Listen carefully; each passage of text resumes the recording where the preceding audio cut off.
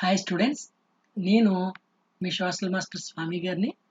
ఈరోజు మనం 10th class video లెసన్స్లో భాగంగా ఇండియా రిలీఫ్ ఫ్యూచర్స్ అనేటువంటి లెసన్ నుంచి పార్ట్ 5 గురించి తెలుసుకుందాం. దీనికి ముందు నేను పార్ట్ 1, 2, 3, 4 కంప్లీట్ చేసి అప్లోడ్ చేయడం జరిగింది. ఇన్ కేస్ మీరు ఆ వీడియో చూడకపోతే వాటి యొక్క లింక్స్ అనేవి ఈ వీడియో కింద డిస్క్రిప్షన్లో ఇస్తాను. అక్కడ నుంచి మీరు ఆ వీడియో చూడొచ్చు. ఇక ఈ పార్ట్లో మనం థార్ డెసర్ట్ ఒకటి, కోస్టల్ ప్లెయిన్స్ ఒకటి, దాంతో పాటుగా ఐలాండ్స్, ఈ 3 టాపిక్ల గురించి క్లియర్గా చూద్దాం. Okay, Thar dessert. సో ఇండియాలో ఉన్నటువంటి వన్ అండ్ ఓన్లీ డెసర్ట్ ఏమిటి అంటే థార్ డెసర్ట్. ఇండియాలో ఉన్న వన్ అండ్ ఓన్లీ ఒకే ఒక్క ఎడారి ఏమిటి అంటే థార్ డెసర్ట్. ఈ థార్ డెసర్ట్ అనే దాన్ని చూస్తే ఇది ఎక్కడ ఉంది అంటే రాజస్థాన్లో ఉంది.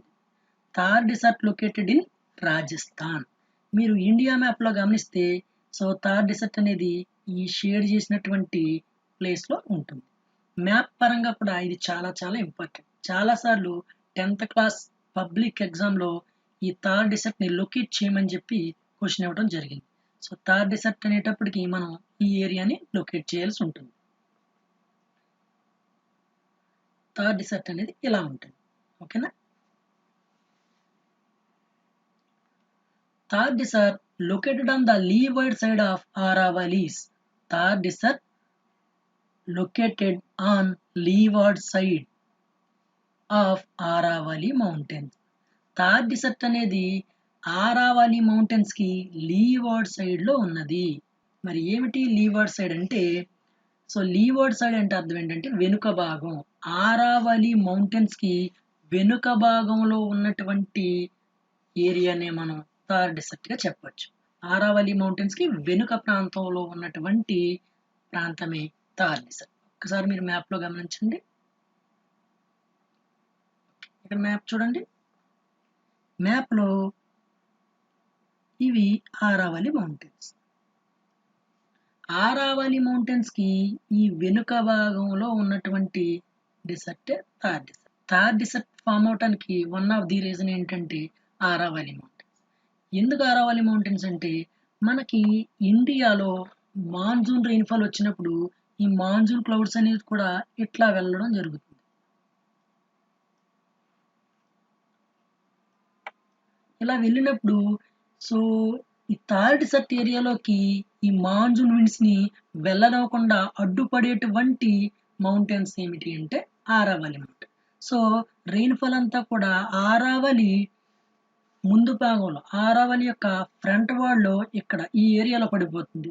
కాబట్టి క్లౌడ్స్ అనేవి దీన్ని దాటి వెళ్ళలేక ఇవి మళ్ళీ రిటర్న్ అయిపోవడం అనేది జరుగుతుంది. అందువల్ల ఈ ఏరియాలో రెయిన్ఫాల్ అనేది పెద్దగా పడదు. అలా రెయిన్ఫాల్ పడినటువంటి పర్వతం యొక్క లేదా మౌంటైన్ యొక్క వెనుక భాగాన్ని మనం ఏమంటాము అంటే లీవర్డ్ ఏరియా అంటాం.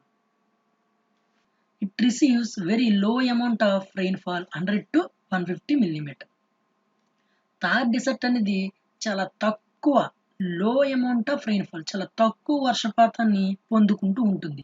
ఇక్కడ కేవలం 100 to 150 millimeter రెయిన్ఫాల్ మాత్రమే సంవత్సరానికి పడుతుంది. అంటే చాలా తక్కువ వర్షపాతం అనేది ఈ థార్ డెసర్ట్ కి వెళ్ళడం అనేది జరుగుతుంది. The dessert consists of an undulating sandy plain and rocky outcrops. The desert consists of an undulating sandy plain and rocky outcrops. ఈ డెసర్ట్ లో మనం గమనిస్తే అండ్యులేటింగ్ అంటే ఎత్తు పల్లాలతో కూడిన ఇసుక, అలాగే అక్కడక్కడ రాకీ అవుట్ క్రాప్స్ అంటే అర్థం ఏమిటి అంటే రాళ్లతో కూడినటువంటి గుట్టలు. ఈ డెసర్ట్ అంతా కూడా ఎత్తు పొలాలతో కూడినటువంటి ఇసుక, అలాగే అక్కడక్కడ రాళ్లతో కూడినటువంటి గుట్టలు మనకు కనిపించడం అనేది జరుగుతూ ఉంటుంది. ఒక్కసారి వాటిని చూడండి మీరు. సో అండ్యులేటింగ్ అంటే ఇలా ఎత్తు పల్లాలతో, స్టెప్స్ లో ఉన్నాయి చూడండి, అలా ఎత్తు పల్లాలతో కూడినటువంటి ఇసుక, అక్కడక్కడ ఇలా రాళ్లతో కూడినటువంటి గుట్టలు కనిపించడం అనేది జరుగుతూ ఉంటుంది. It occupies much of western Rajasthan. Rajasthan యొక్క వెస్ట్ పార్ట్ లో ఎక్కువగా ఈ థార్ డెసర్ట్ అనేది స్ప్రెడ్ అయ్యింది. సో రాజస్థాన్, ఇదంతా కూడా రాజస్థాన్.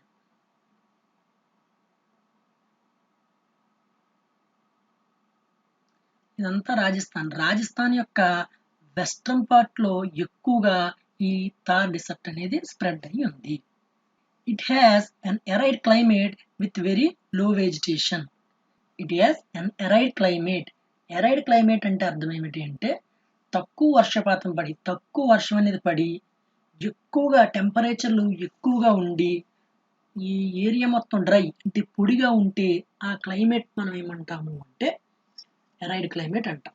వర్షపాతం తక్కువగా ఉంటుంది, టెంపరేచర్ ఎక్కువగా ఉంటుంది. అలా ఉంటే దాన్ని మనం ఎరైడ్ క్లైమేట్ అంటాం.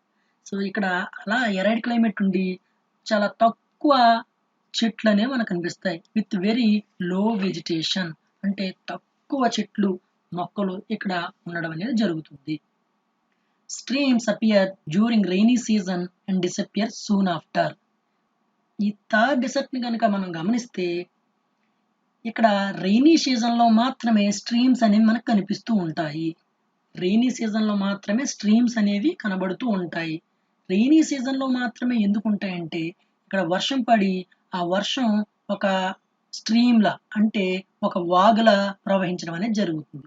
ఎప్పుడైతే రైనీ సీజన్ అయిపోతుందో ఆ వెంటనే ఇవన్నీ కూడా ఎవాపరేట్ అయిపోవడం అంటే ఆవిరైపోవడం అనేది జరుగుతుంది. అందువల్ల స్ట్రీమ్స్ కేవలం రైనీ సీజన్ లో మాత్రమే కనిపిస్తూ ఉంటాయి. Looney is the only river present in this area. Looney river is the only river present in this area. ఈ ఏరియాలో థార్ డెసర్ట్ లో ఉన్నటువంటి వన్ అండ్ ఓన్లీ రివర్ ఏమిటి అంటే లూనీ. లూనీ రివర్. థార్ డెసర్ట్ లో ఫ్లో అయ్యేటువంటి రివర్ ఏమిటి అంటే లూనీ రివర్. ఈ ఒక్క లూనీ రివర్ మాత్రమే ఇక్కడ ఫ్లో అవటం అనేది జరుగుతుంది. మ్యాప్ ని మీరు ఒక్కసారి గమనిస్తే ఈ బ్లూ కలర్ లో షేడ్ చేసినటువంటి మార్క్ ని మనం ఏమంటాము అంటే లూనీ రివర్ అనే పేరుతో పిలుస్తాం.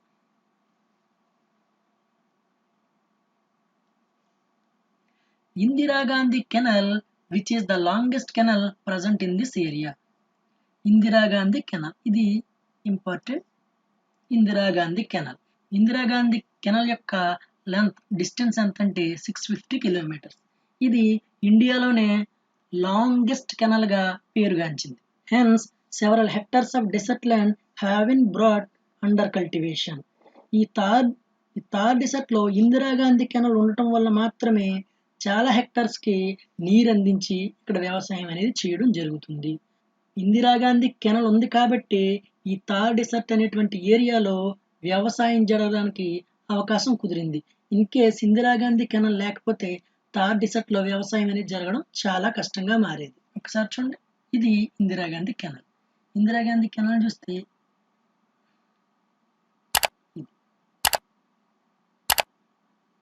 దీని యొక్క లెంత్ ఎంత అంటే 650 కిలోమీటర్స్. ఇది న్యాచురల్ గా ఫామ్ అయినటువంటి కెనాల్ కాదు. It is a human built canal. అంటే మనుషులు తవ్వడం అనేది జరిగింది ఈ కెనాల్. మరి ఎక్కడి నుంచి ఈ కెనాల్ తవ్వారంటే ఇండియాలో అతిపెద్దదైన the biggest dam in India, ఆ డ్యామే బాక్రానంగల్ డ్యామ్. ఆ బాక్రానంగల్ డ్యామ్ నుంచి దీన్ని థార్ డెసర్ట్ కి నిర్మించడం అనేది జరిగింది. సో ఇదే Indira Gandhi canal. Next concept ఏమిటి అంటే ద కోస్టల్ ప్లెయిన్స్. మనం చూస్తే కోస్టల్ ప్లెయిన్స్ ని 2 పార్ట్స్ గా డివైడ్ చేయడం అనేది జరిగింది. ఫస్ట్ ఏమిటి అంటే వెస్ట్ కోస్టల్ ప్లెయిన్స్, రెండవది ఏమిటి అంటే east coastal plains. Okay, the west coastal plains. It starts from Rann of Kutch. And ends at Kanyakumari. ఈ వెస్ట్ కోస్టల్ ప్లెయిన్స్ అనేవి గుజరాత్ లోని రాన్ ఆఫ్ కచ్ దగ్గర నుంచి తమిళనాడులోని కన్యాకుమారి వరకు ఉండటం అనేది జరిగింది. సో రాన్ ఆఫ్ కచ్ నుంచి కన్యాకుమారి వరకు ఇవి ఉండడం అనేది జరిగింది. It is narrower, uneven and broken by hilly terrain. It is narrower అంటే ఇవి చాలా ఇరుకుగా ఉంటాయి, అంటే చాలా చిన్నగా ఉంటాయి, వెడల్పు అనేది తక్కువ. అనీవెన్ అంటే సమాంతరంగా ఉండవు, అంటే ఒక చోట వెడల్పు ఎక్కువగాను ఒక చోట వెడల్పు తక్కువగాను ఉంటాయి. అలాగే బ్రోకెన్ బై హిల్లీ టెరెన్ ఇవి అక్కడక్కడ కొండల వరుసల వల్ల విడిపోయి ఉండడం అనేది జరుగుతూ ఉంటుంది. ఇవి ఇరుగ్గా ఉంటాయి, సమాంతరంగా లేవు. దాంతో పాటుగా అక్కడక్కడ కొండల వరుస వల్ల ఇవి విడిపోయి అనేది ఉండడం జరుగుతూ ఉంటుంది. It has 3 parts. ఈ వెస్ట్ కోస్టల్ ప్లెయిన్స్ మనం గమనిస్తే 3 పార్ట్స్ కింద డివైడ్ చేయడం అనేది జరిగింది. ఫస్ట్ పార్ట్ ఏమంటారు అంటే కొంకన్ కోస్ట్ అనే పేరుతో పిలుస్తారు. సెకండ్ పార్ట్ ఏమని పిలుస్తారు అంటే కెనరా కోస్ట్ అనే పేరుతో పిలుస్తారు. థర్డ్ కోస్ట్ ని మలబార్ కోస్ట్ అనే పేరుతో పిలవడం జరుగుతుంది. The west coastal plains divided into 3 parts. First is Konkan coast, second one is Canara coast, third one is Malabar coast. మరి కొంకన్ కోస్ట్ అని ఎక్కడ పిలుస్తారు అంటే మహారాష్ట్ర అండ్ గోవా. మహారాష్ట్ర నుంచి గోవా వరకు ఉన్నటువంటి కోస్ట్ ఏదైతే ఉందో దాన్ని కొంకన్ కోస్ట్ అనే పేరుతో పిలవడం జరుగుతూ ఉంది. రెండవది ఏమిటి అంటే కెనరా కోస్ట్. కెనరా కోస్ట్ అని కర్ణాటకలో దీనిని పిలవడం జరుగుతుంది. ఇక లాస్ట్ పార్ట్ ఏంటి మలబార్ కోస్ట్. ఈ మలబార్ కోస్ట్ అని ఎక్కడ పిలుస్తారు అంటే కేరళలో పిలవడం జరుగుతుంది. కొంకన్ కోస్ట్ ఏమో మహారాష్ట్ర గోవా, కెనరా కోస్ట్ కర్ణాటకలో, మలబార్ కోస్ట్ కేరళలో మనకు కనబడుతూ ఉంటాయి. వీటిని ఒక్కసారి డయాగ్రామ్ లో చూద్దాం. ఇవి ఎక్కడి నుంచి స్టార్ట్ అవుతాయని చెప్పాను, రాన్ ఆఫ్ కచ్ నుంచి కన్యాకుమారి వరకు. రాన్ ఆఫ్ కచ్ ఎక్కడ ఉంది అంటే గుజరాత్ లో ఉంది. సో గుజరాత్ లో ఈ ఏరియా ఏదైతే ఈ ఏరియా ఉందో దీనినే మనం రాన్ ఆఫ్ కచ్ ఏరియా అనే పేరుతో పిలుస్తాం. రాన్ ఆఫ్ కచ్ చూడండి. సో బాక్స్ ఐటమ్ కనబడుతుంది కదా, ఆ ఏరియా మొత్తం కూడా దీనిలోకి వస్తుందంటే రాన్ ఆఫ్ కచ్ ఏరియాలోకి రావడం జరుగుతుంది. ఇండియా మ్యాప్ లో లొకేట్ చేస్తే దీన్ని ఇక్కడ దీన్నే ఈ ఏరియాలో హైలైట్ చేయడం జరిగింది. ఓకేనా. సో ఇది రాన్ ఆఫ్ కచ్. ఇలా రాన్ ఆఫ్ కచ్ అనేది ఉంటుంది. ఒక్కసారి చూడండి. కోస్టల్ ప్లెయిన్స్ ఇది అరేబియన్ సీ. అరేబియన్ సీకి ప్యారలల్ గా అంటే సమాంతరంగా వెస్ట్ కోస్టల్ ప్లెయిన్స్ అనేవి స్ప్రెడ్ అయి ఉన్నాయి. అలాగే బే ఆఫ్ బెంగాల్ కి సమాంతరంగా ఏమున్నాయి ఈస్ట్ కోస్టల్ ప్లెయిన్స్ ఉన్నాయి. So west side west coastal plains, east side east coastal plains. West coastal plains ని 3 పార్ట్స్ గా డివైడ్ చేయడం అనేది జరిగింది అని చెప్పాను. మరి ఒక్కసారి గమనించండి, మ్యాప్ పరంగా ఇది చాలా చాలా ఇంపార్టెంట్. కొంకన్ కోస్ట్ అనే దాన్ని గుర్తించండి అంటే కొంకన్ కోస్ట్ ని గుర్తించగలగాలి. లేదు మలబార్ కోస్ట్ అంటే మలబార్ కోస్ట్ ని మాత్రమే గుర్తించాలి. మరి ఎలా గుర్తిస్తామంటే సింపుల్ గా ఒక ట్రిక్ చూడండి. ఇది ఇక్కడ నుంచి ఎక్కడ వరకు మనం ఇండియన్ తీసుకుంటే దీన్ని 2 పార్ట్స్ గా తీయండి, కరెక్ట్ గా ఎక్కడికి వస్తుంది. సో ఇలా ఈ హాఫ్ చేసినటువంటి పార్ట్ ఏమిటి అంటే గోవా. సో ఈ గుజరాత్ లోని ఈ ఏరియా నుంచి గోవా వరకు ఉన్నదంతా కూడా ఏ కోస్ట్ అంటే కొంకన్ కోస్ట్. ఏ కోస్ట్ ఇది కొంకన్.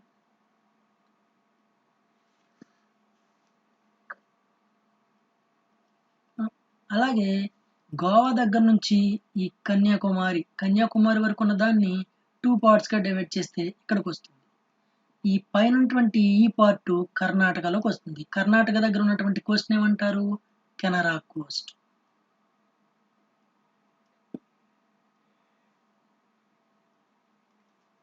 అలాగే ఈ కర్ణాటక దగ్గర నుంచి కన్యాకుమారి వరకు ఉన్నటువంటి ఈ పార్ట్ అంతా కూడా కేరళలోకి వస్తుంది. కేరళలో కోస్ట్ ఏమని పిలుస్తారు మలబార్ కోస్ట్ అనే పేరుతో పిలుస్తారు. మలబార్ కోస్ట్. సో ఇది మనం వెస్ట్ కోస్టల్ ప్లెయిన్ కి సంబంధించినటువంటి ఇన్ఫర్మేషన్ గా చెప్పుకోవచ్చు. ఇక నెక్స్ట్ చూస్తే east coastal plain. The east coastal plain it stretches from Mahanadi in Odisha to Kaveri deltas in Tamil Nadu. ఈ ఈస్ట్ కోస్టల్ ప్లెయిన్స్ అనేవి ఒడిస్సాలోని మహానది దగ్గర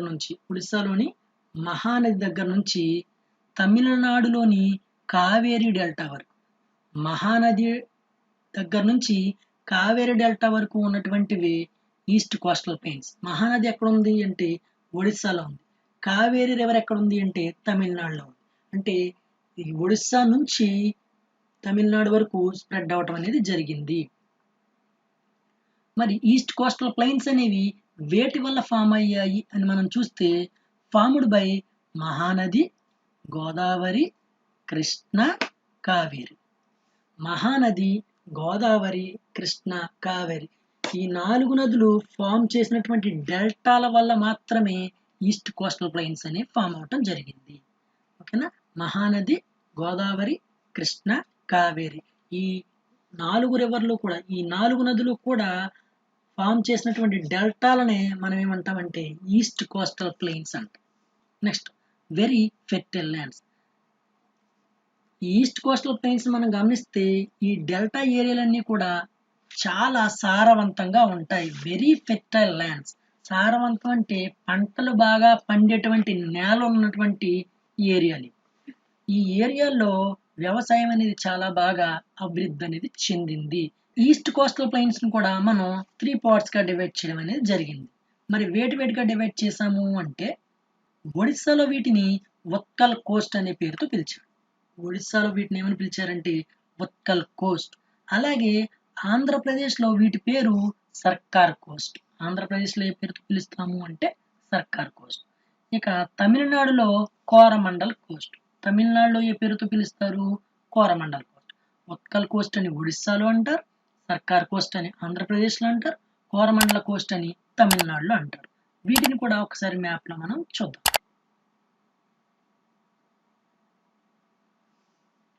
ఒకసారి చూడండి, ఇది తమిళనాడు ఏరియా. తమిళనాడులో వీటిని ఏ పేరుతో పిలుస్తారని చెప్పుకున్నాం? కోరమండల్ కోస్ట్. అలాగే ఆంధ్రప్రదేశ్ ఏరియాలో దీన్ని ఏ పేరుతో పిలుస్తారు? సర్కార్ కోస్ట్. ఆంధ్రప్రదేశ్ పైన ఉన్నటువంటి ఒడిస్సాలో ఏ పేరుతో పిలుస్తారు అంటే ఉత్కల్ కోస్ట్. ఓకేనా? సో కోరమండల్ కోస్ట్, సర్కార్ కోస్ట్, ఉత్కల్ కోస్ట్ ఈ 3 కూడా ఈస్ట్ కోస్టల్ ప్లెయిన్స్ లోకి వస్తాయి. Lakes like Chilka in Odisha and Kolleru and Pulicat, Andhra Pradesh are the important features of coastal plains. ఈ కోస్టల్ ప్లెయిన్స్ లో ఉన్నటువంటి లేక్స్ కనుక మనం చూస్తే చిల్కా అనేటువంటి ఒక లేక్, కొల్లేరు అండ్ పులికాట్ అనేటువంటి లేక్స్ మనకు కనిపించడం జరుగుతుంది. చిల్కా, ఈ చిల్కా అనేటువంటి లేక్ ఎక్కడ ఉంది అంటే ఒడిస్సాలో ఉంది. చిల్కా అనేటువంటి లేక్ ఎక్కడుంది? ఒడిస్సాలో ఉంది. మరి చిల్కా లేక్ అనేది ఏ లేక్ అని మనం చూస్తే it is salt lake. A lake ఇది? సాల్ట్ లేక్ అంటే ఉప్పు నీటి సరస్సు. ఈ చిల్కా లేక్ ఎక్కడ ఉంది అంటే ఒడిస్సాలో ఉంది. నెక్స్ట్ ఆంధ్రప్రదేశ్లో 2 ఇంపార్టెంట్ లేక్స్ అనేవి ఉన్నాయి. First one is Kolleru, second one is Pulicat. First one is Kolleru, second one is Pulicat. Kolleru లేక్ను మనం గమనిస్తే ఇది ఫ్రెష్ వాటర్ లేక్.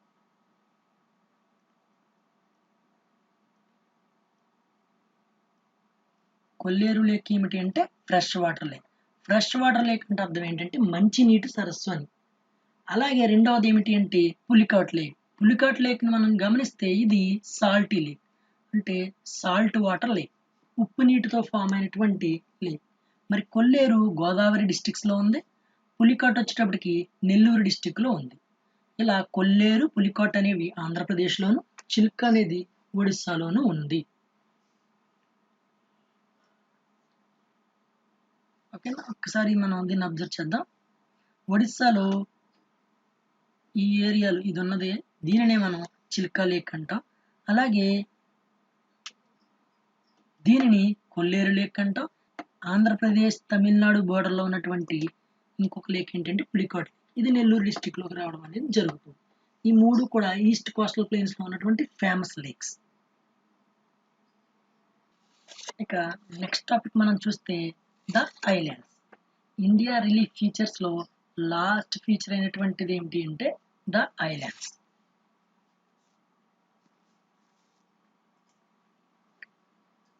ఐలాండ్ అంటే మీకు తెలుసు కదా, ఒక భూభాగానికి 4 వైపులా చుట్టూ నీరు ఉంటే, అంటే ఒక ఏదైనా ల్యాండ్ ఫామ్ 4 సైడ్స్ కూడా వాటర్ చేత కవర్ చేయబడి ఉంటే అలాంటి వాటిని మనం ఐలాండ్స్ అనే పేరుతో పిలుస్తాం.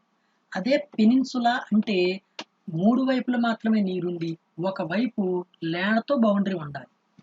ఐలాండ్స్కి 4 వైపులా కూడా నీరుతో ఉంటే దాన్ని మనం ఐలాండ్ అనే పేరుతో పిలవచ్చు. There are 2 groups of islands, ఇండియాలో ఉన్నటువంటి ఐలాండ్స్ని మనం 2 గ్రూప్స్గా డివైడ్ చేయొచ్చు. అందులో ఫస్ట్ది the Andaman and Nicobar islands. ఇండియాలో ఉన్నటువంటి ఐలాండ్స్లో ఫస్ట్ గ్రూప్ ఏమిటి అంటే అండమాన్ అండ్ నికోబార్ ఐలాండ్స్. వీటి గురించి మనం ఫస్ట్ తెలుసుకుని సెకండ్ గ్రూప్కి తర్వాత వెళ్దాం. Andaman and Nicobar islands. మరి ఇవి ఎక్కడున్నాయి అని మనం చూస్తే ఇండియాకి ఈస్ట్ సైడ్లో ఉన్నటువంటి సీ ఏమిటి అంటే bay of Bengal. Bay of Bengal. ఈ బే ఆఫ్ బెంగాల్లో ఉన్నటువంటి ఐలాండ్స్ యొక్క గ్రూప్ని మనం ఏ పేరుతో పిలుస్తామంటే అండమాన్ అండ్ నికోబార్ ఐలాండ్స్ అంటాం. పేర్లోనే ఉంది అండమాన్ అండ్ నికోబార్. ఈ పైన ఉన్నటువంటి ఈ గ్రూప్ని మనం అండమాన్ అని, కింద ఉన్నటువంటి ఈ గ్రూప్ని మనం నికోబార్ అని పేరుతో పిలవటం జరుగుతుంది. సో పైన ఉన్నటువంటి ఈ ఐలాండ్స్ గ్రూపుల్ని మనం అండమాన్ అంటాం, కింద ఉన్నటువంటి ఈ గ్రూప్స్ని నికోబార్ ఐలాండ్స్ అనే పేరుతో పిలవడం జరుగుతుంది. They are stretched in Bay of Bengal. ఈ అండమాన్ అండ్ నికోబార్ ఐలాండ్స్ అనేవి ఎక్కడున్నాయి అంటే బే ఆఫ్ బెంగాల్లో ఉన్నాయి. దానినే మనం ఇంతకుముందు చూసాం.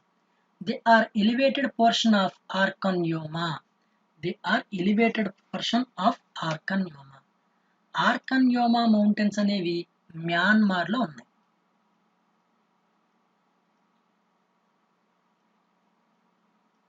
మ్యాన్మార్ అంటే మయన్మార్ అంటాం కదా, మ్యాన్మార్.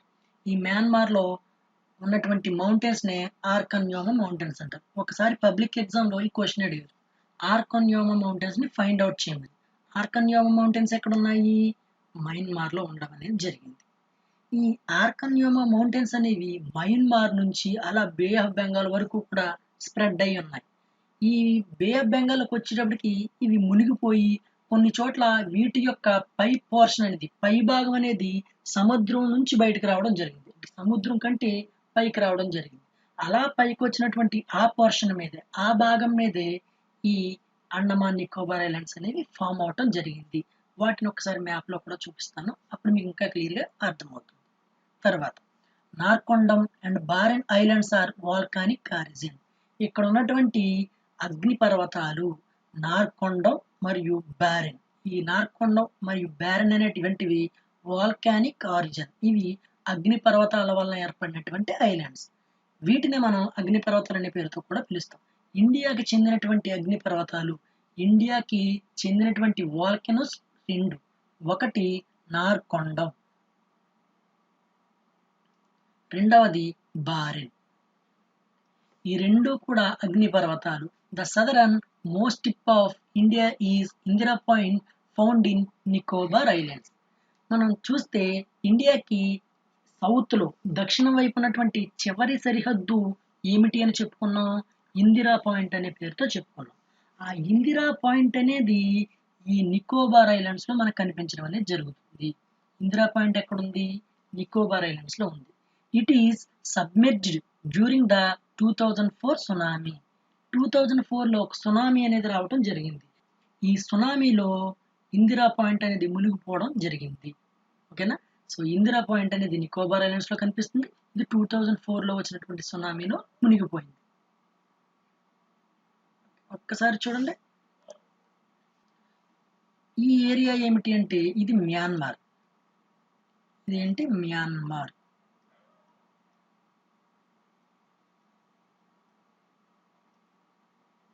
మ్యాన్మార్లో స్ప్రెడ్ అయినటువంటి మౌంటైన్ రేంజెస్ ఏమిటి అంటే ఆర్కన్యోమా మౌంటైన్స్. ఏమిటివి?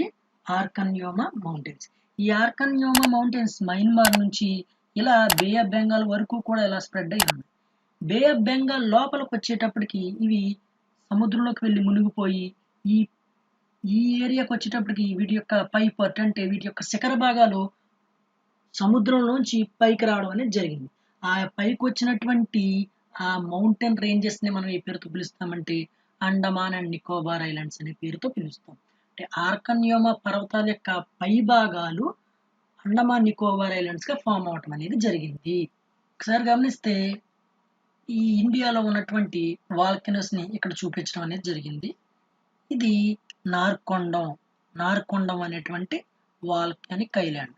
ఈ వాల్కెనిక్ అంటే నార్కొండం అనేటువంటి వాల్కెనో.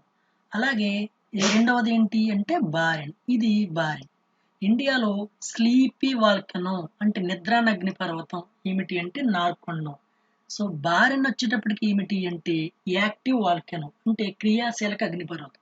ఇది పేలటానికి సిద్ధంగా ఉన్నటువంటి అగ్నిపర్వతంగా మనం చెప్పవచ్చు. So barren and Narcondam are located in Andaman Nicobar islands. ఓకేనా. Indira point submerged during the 2004 tsunami. Indira point అనేది 2004లో వచ్చినటువంటి సునామీలో మునిగిపోవడం అనేది జరిగింది. ఇది చూడండి, ఇందిరా పాయింట్ ఏదైతే ఉందో ఆ ఇందిరా పాయింట్ లో ఉన్నటువంటి లైట్ హౌస్ ఇది. ఇందిరా పాయింట్ ఎక్కడ ఉంది అంటే చూడండి, ఇది. ఈ ఐలాండ్ మనం ఏ పేరుతో పిలుస్తాము అంటే గ్రేట్ నికోబార్ ఐలాండ్ అంట.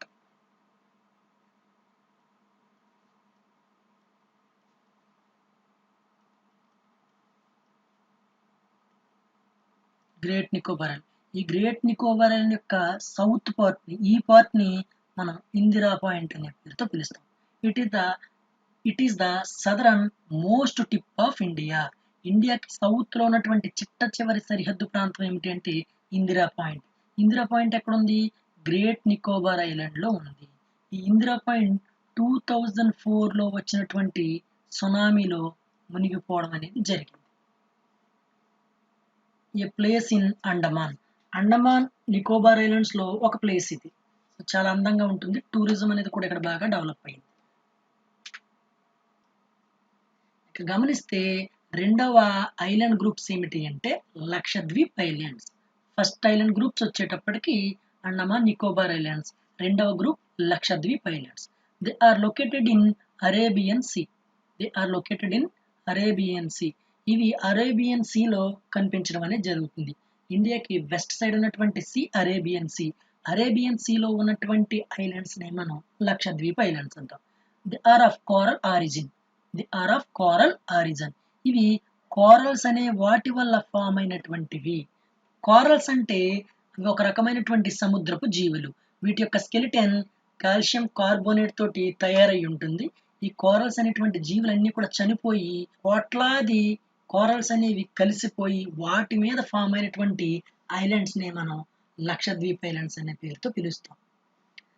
The total area is 32 square kilometres. మనం చూస్తే లక్షద్వీప్ ఐలాండ్స్ యొక్క టోటల్ ఏరియా ఎంతంటే కేవలం 32 స్క్వేర్ కిలోమీటర్స్ మాత్రం. అంటే చాలా చిన్నది, చాలా చిన్న దీవులుగా ఇవి చెప్పుకోవచ్చు. These islands are famous for variety of flora and fauna. Flora అంటే చెట్లు, ఫనా అంటే జంతువులు, animals. So trees and animals. ఈ ఐలాండ్స్ లో అనేక రకాలైనటువంటి చెట్లు, అనేక రకాలైనటువంటి జంతువులు కనిపించడం అనేది జరుగుతుంది. వీటిని ఒక్కసారి మనం డయాగ్రామ్ లో చూద్దాం. ఇది అరేబియన్ సీ. ఇండియాకి వెస్ట్ సైడ్ లో ఉన్నటువంటి అరేబియన్ సీ. అరేబియన్ సీలో ఉన్నటువంటి వీటిని మనం ఏమంటాము అంటే లక్షద్వీప్ ఐలాండ్స్ అనే పేరుతో పిలవడం జరుగుతుంది. ఇవి లక్షద్వీప్ ఐలాండ్స్. సో వీటిని మనం ఏమంటామంటే కోరల్స్ అంటాం. ఇవన్నీ కూడా కోరల్స్. కనబడుతుంది కదా, ఇవి కోరల్స్ మాట. ఇవన్నీ సముద్రపు జీవులు కోరల్స్ అని. ఇలాంటి వాటి మీద ఫామ్ అయినటువంటి వాటిని మనం కోరల్ ఐలాండ్స్ అంటాం. అలాంటి కోరల్ ఐలాండ్స్ లో వన్ ఆఫ్ ది ఐలాండ్ ఏమిటి అంటే Lakshadweep islands. And island in Lakshadweep. చూడండి, లక్షద్వీప్స్ లో ఉన్నటువంటి ఒకనొక ఐలాండ్. ఓకేనా. సో దీంతో మనకి ఇండియా రిలీఫ్ ఫీచర్స్ అనేటువంటి లెసన్ అనేది పూర్తిగా కంప్లీట్ అవడం అనేది జరిగింది. ఇందులో మనం డిస్కస్ చేసినటువంటి రిలీఫ్ ఫీచర్స్ మొత్తం ఎన్ని? 6. ఫస్ట్ ఏమిటి? The Himalayas. Second one the Indo Gangetic plains. Third one వచ్చేటప్పటికి the peninsular plateau. Fourth one వచ్చేటప్పటికి థార్ డెసర్ట్. ఫిఫ్త్ వన్ వచ్చేటప్పటికి కోస్టల్ ప్లైన్స్. సిక్స్త్ వన్ వచ్చేటప్పటికి ఐలాండ్స్. సో ఐలాండ్స్ అనేది వాటిని కూడా మనం కంప్లీట్ చేసుకున్నాం. దీనికి సంబంధించినటువంటి నోట్స్ అనేది నేను గ్రూప్ లో షేర్ చేస్తాను. So thank you very much.